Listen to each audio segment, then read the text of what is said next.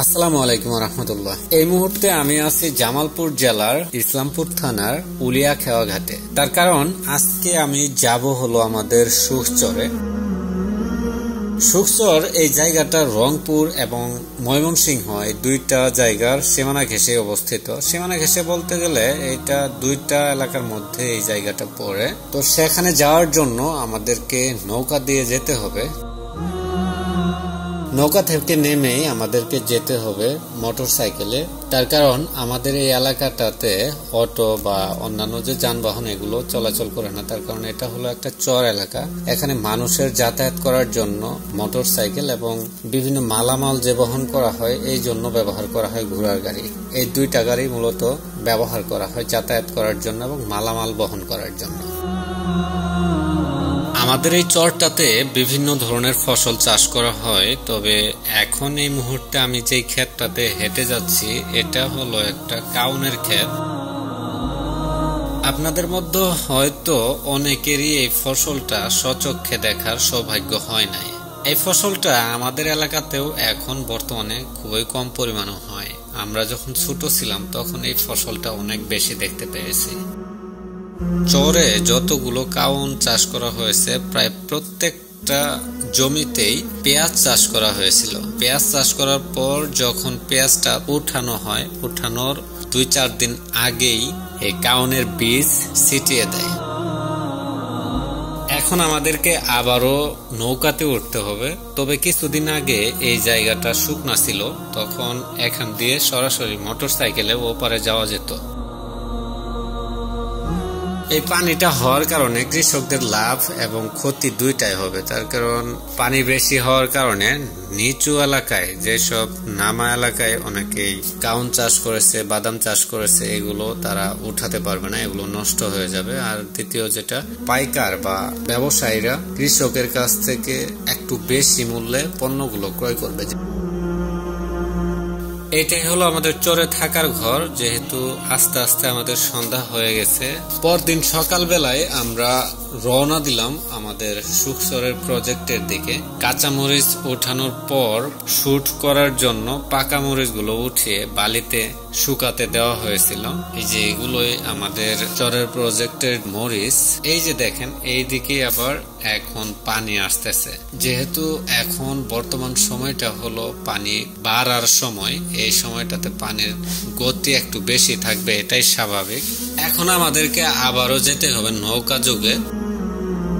আমরা যে নৌকাটা দিয়ে যাব সেটা আমাদের এক কাকার নৌকা। তারা বিভিন্ন ফসল চাষ করেছে এবং পাশাপাশি গরু ছাগল সবগুলোই আছে। গরুগুলোকে তারা বাড়িতেই খাবার খাওয়ায়, কিন্তু ছাগলগুলোকে যখন ফসলের ক্ষেতে কাজ করতে যায় তখন সাথে নিয়ে যায়। তার কারণ ওইখানে প্রচুর ঘাস আছে। কিছুদিন আগেও এই জায়গাটা একদম শুকনো ছিল, এখন এটা নদী। এই জায়গাটা দিয়ে মানুষ হেঁটে অথবা মোটর সাইকেলে তাদের যে ফসলের জমি সেখানে যেত। আর আজকে আমাদেরকে যেতে হচ্ছে নৌকা দিয়ে। একটা প্রবাদ আছে, চরের মধ্যে বাড়ি আর হিন্দু লোকের দাড়ি, দুইটার কোনো ভরসা নেই। তার কারণ এই যে দেখেন, এই যে এই জায়গাগুলোই আসল ছাগল পালন করার জায়গা। আমরাও তো 30টার মতো ছাগল বানাইছিলাম।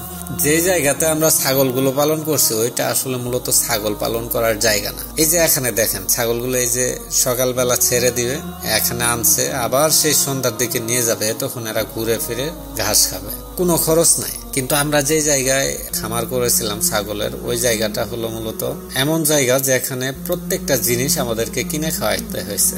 আমাদের এই সুখচরে ইনশাআল্লাহ ভবিষ্যতে আবারও ছাগলের প্রজেক্ট চালু হবে। সুখচর এই জায়গাটার পরিবেশও কিন্তু একদম নিরিবিলি। দেখতেই পাচ্ছেন কাশফুল গজাচ্ছে, অনেক কাশফুল বড় হয়ে গেছে, আবার অনেকগুলো আছে ছোট ছোট। এখন যে জায়গাটায় এই যে কাশফুল গুলো হয়ে আছে, এদিকে কিন্তু এখন বর্তমানে কোনো প্রকার ফসল চাষ করা যায় না। তবে ইনশাল্লাহ সামনের বছর এখানে মাটি পড়বে, মাটি পড়লেই ফসল চাষ করা যাবে। এই জায়গাটা কিন্তু গরু পালন করার মতো একটা উপযুক্ত জায়গা।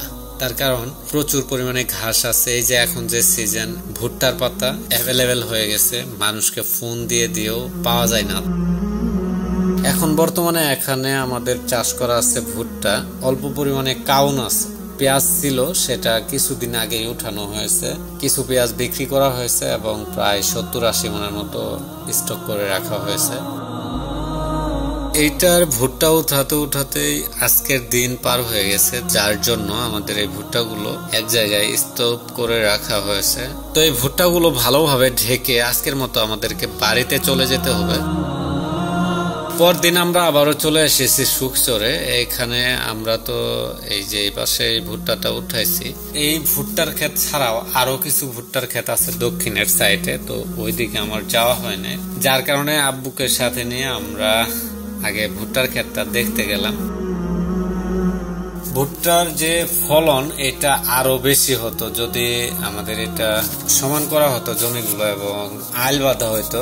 যে জায়গাগুলো দিয়ে পানি একটু বেশি পাইছে ওই জায়গাগুলো দিয়ে ভুট্টা ভালো হয়েছে। তো এই ভুট্টার পাশে কিন্তু আমাদের আছে আবার কিছু কাউন, আরেকটা হলো ওই পাশের আরেক চরে। কাউন গুলো আমাদের তেমন ভালো হয় না, তার কারণ যেহেতু বোনা হয়েছে একটু পরে বলতে ভালোই পরে, একদম শেষের দিকে প্রায় বোনা হয়েছে।